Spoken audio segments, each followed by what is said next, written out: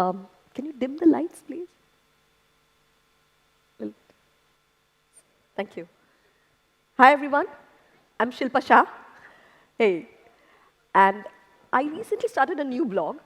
So today, I'm going to tell you about all the things that I learned along the way, all the things I wish someone had told me before I started, and some things that have worked really well for me so far. So a little bit about me. I'm from Pune, which is just a 4-hour flight. And I'm sure that is more than the average flight time of all the WordCamp Asia participants here. So I actually met someone who traveled 40 hours with 3 layovers. So 4 hours is really close. In my past life, I was a software programmer. I moved on to be a project manager. And I joined hands with Karthik over there. In 2011, I was with Hummingbird until 2021. I moved on. And I'm getting ready to start my new WordPress blog, which is why I'm here. So before we begin,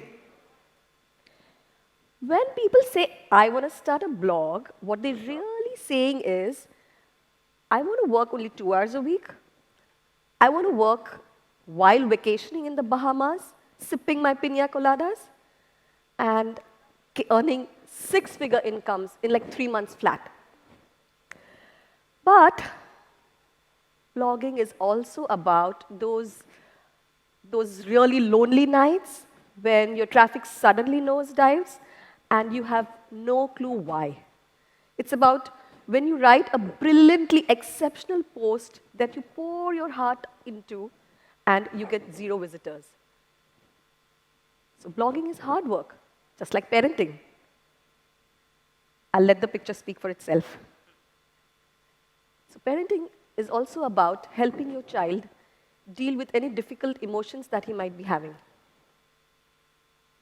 So before you start blogging, you need to think about 5 things. Having a lot of good ideas is not necessarily a good thing. You have to decide what your blog is going to be about.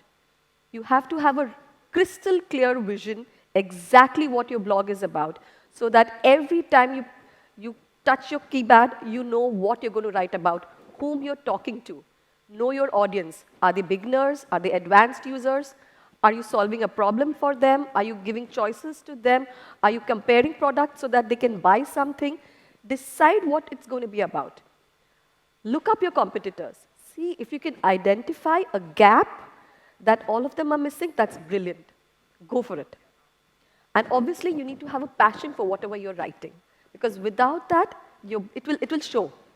If you're just going to write about kitchen cabinets because you think it's trending, but you have no interest in them, it will show, believe me. You need to define exactly what success means to you. If you're going to say, you know what, let me start a blog, I'm going to enjoy, I'm going to have fun, let me see how it goes for 6 months, and if it works, I'll go for it, or you know what, I'll just move on to something else. So that attitude will take you nowhere. And I promise you, you will be disappointed no matter what. So you need to know exactly how many impressions, how many visitors, or what's the dollar revenue that you're gunning for. And if you're not confident about setting a dollar target, start with impressions, because to begin with, you'll have 0 visitors. So how many impressions are you getting in the search results? That's a decent thing to keep you motivated. So you can set short-term and long-term goals.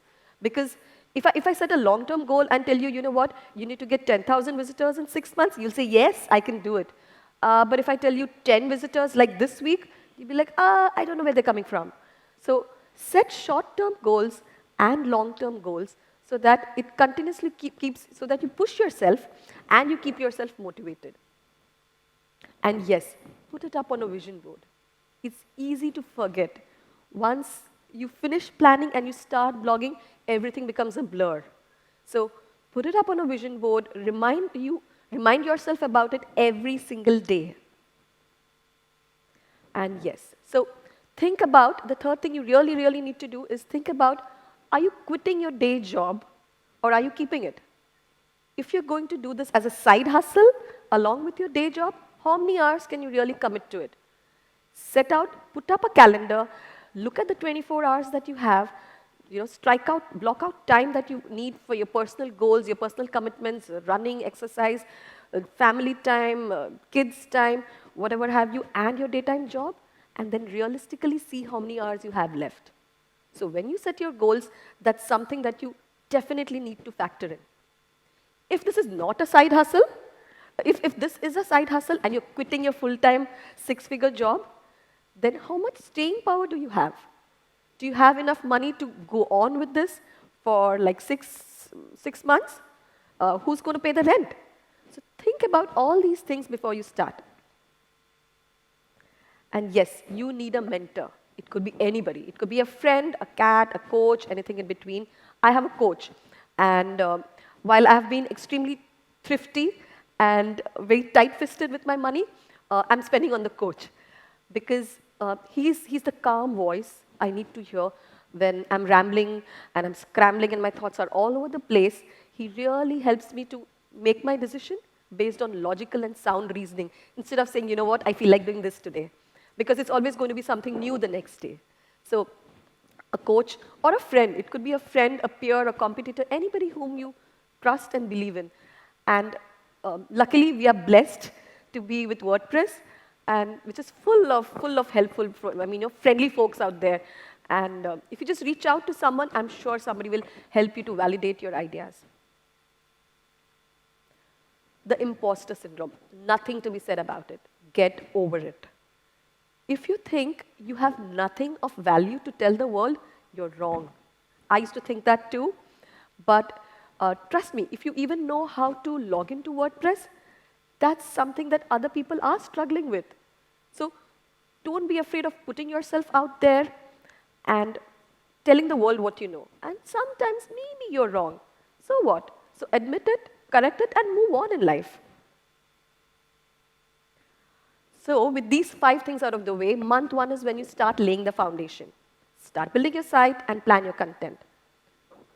Here, all I have to say is just get your website out there. You will never be happy with your website. It will never be complete. So just simply go for it. I've seen people obsessing over logos and trying to get the color right, but honestly, you're just starting out. Nobody could care less. It's your content that you should focus on.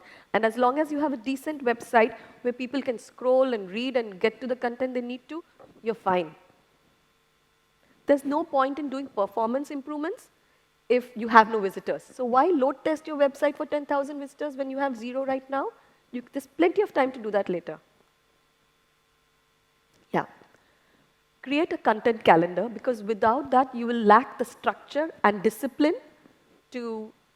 everything's okay? Yeah. You lack the structure and discipline to keep blogging. So creating a content calendar will make sure your topics that you write on are in line with your blog's objective, which I'm hoping with those 5 things you already sorted in your head. So, because otherwise it's easy to say, oh, that guy's writing about this, let me write about that today. Or let me write about this tomorrow. And that will only confuse your users. Decide whether you want to publish a post daily, weekly, frequently, how frequently, and stick to it. Month 2. As strange as it sounds, I promise you, once your planning is done and you start executing, the questioning will begin immediately. You'll immediately start second-guessing your plan. You'll wonder if it's worth it, and you will want to throw it all away and start afresh. That's the time you need to you have to resist the temptation to do that and stick to it. There'll be plenty of time to pause and look back later, much later. And track your time. That's extremely important, because that 4-hour blog post that you thought could actually be 8 hours. So track your time. There's no need to worry about what you're tracking. There might be unplanned tasks that you might not have thought of earlier, but we'll use all this data later. Month 3. So now that you have some content to show for on your website, start signing up for affiliate programs. And be prepared for rejection, because you're still new. And it's okay. Don't take it personally. Most affiliate programs allow you to reapply once you have more content and more visitors, so make a note of all of the affiliate programs, the ones you've got approved for or the ones you've rejected, and reapply. Set aside some time every single day to keep track of what's happening in the outside world. Especially if you're working solo, it's easy to lose track of what's happening outside. Sorry.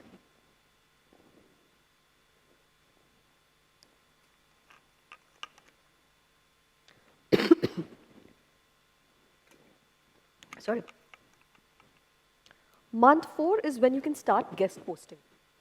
So, and when you start guest posting, don't just create random links to random pages on your website, random posts, or just the home page. Choose your links carefully. So it could either be a revenue generating post, or in your author bio, you could link to a lead generation page where you can have your users sign up and give their email to you. And this article that I've talked about here is, you really should bookmark it. It's a brilliant article for anybody who has a new blog, a new unknown blog, and wants to start guest posting. Right, sorry.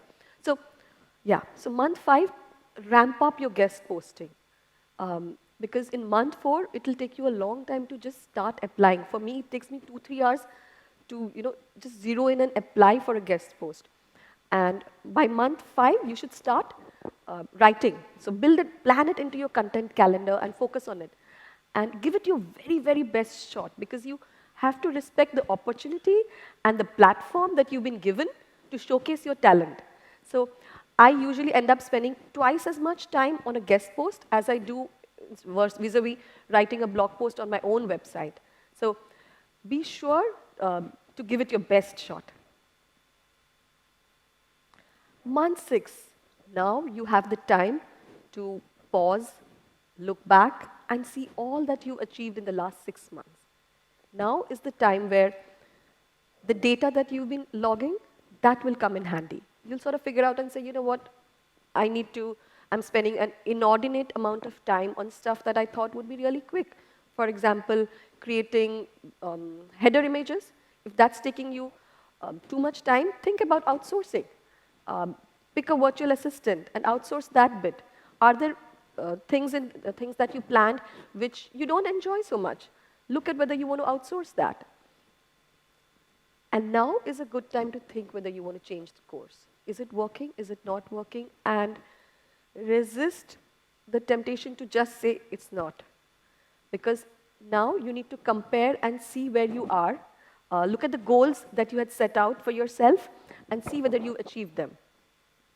If you plan to pivot, which I hope you don't need to, but if you do, again, this is the time to reach out to your coach, your mentor, your friend, and have that validated.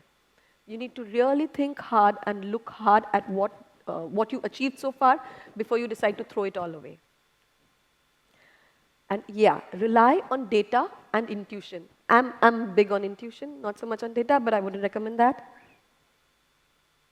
And yes, just when you think everything is going right, it won't. So there'll be Google updates, and contrary to what most bloggers believe, I think Google updates are always a good thing. If you get hit negatively by a Google update, it means your website is giving a poor user experience, really. So Google is telling you, you know what, you need to do this in order to give the user the best experience they can have. So it's actually an opportunity for you to improve your website. So that's the approach you need to take. Otherwise, it's just going to depress you. Be prepared for self-doubts, especially if you're working alone. There are going to be plenty. Are you doing this right? Are you doing that right? Is that one more successful than me? Why am I not getting the money yet? So there'll be plenty of self-doubts, but really, just stick with it. ChatGPT, AI tools, there'll be so much disruption. I mean, at the pace of technology is frighteningly fast. So you need to make sure you, instead of getting anxious about things like ChatGPT and other AI tools, learn more about it. Learn how you can embrace it. Learn how to adapt it. Bring it and make it part of your blogging strategy instead of trying to stick your head in the sand and saying it's all going to go away or dismissing it right away. So embrace and adapt any new technology that comes in. And yes, like I said, blogging is hard work. If you want to make it successful, it takes dedication and consistency, like everything else in life. And yes, so you need to find your sweet spot, whether it's, it needs to be the right combination of having fun and challenge, just enough to keep it exciting. But so, yeah, so you need to have fun along the way. Yes, thank you so much. Thank you so much. Any questions? That's it? Thank you, Shilpa. Yeah, thank you. Any questions? I have few. Please roll. Okay. If you have any questions, you know where to find me. Thank you so much. Thank you. Thank you. Shilpa, I have a question for you. Okay. Do you think it's better to start from scratch or acquire a blog and get started? Okay. Yeah, I mean, yeah, that took me a while. And that is something that I seriously considered. Okay. But I did the math, and it didn't quite work out because most websites, when you try to acquire them, they look for 2 years of revenue or at least 1.5 years of revenue. So even if they're like earning $1,000 a month, I will end up paying 18,000 or 25,000, 24,000 for acquiring it. After that, I need to, again, to keep up the momentum and make sure that revenue doesn't drop, I'll have to invest. So I did all that math, and I figured out it's better that I pour in that much money in my own blog. So it'll take me longer to get there, but I chose to go this way. But no way, there's no right or wrong about this. If you have the money to invest, then go ahead. But I didn't want to. So. Thank you. Any questions? Yeah. Yes, please. You want to get a grab? Thank you.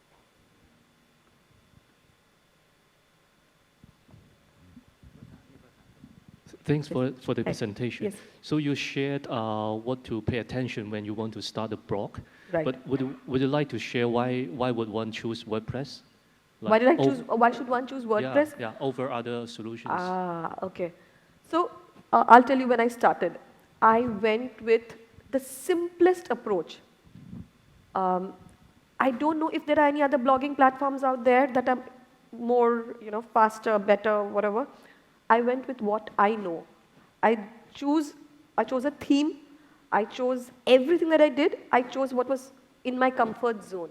Because starting on, I didn't want to take the headache of, hardening the website, hardening the server, taking care of website security. I went with the simplest, easiest managed WordPress hosting.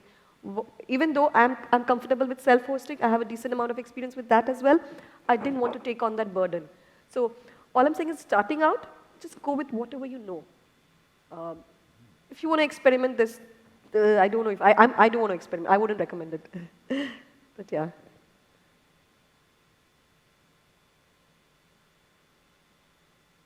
Yeah. That's it. Thank you so much. Thank you, everyone. Thank you. Thank you. Thank you.